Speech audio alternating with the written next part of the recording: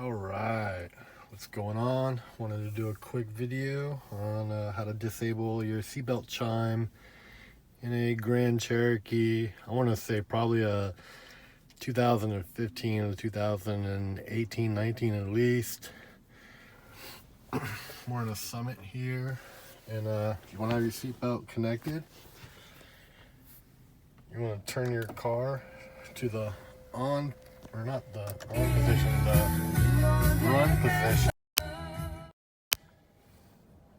So it's in the run position. Now you want to 1,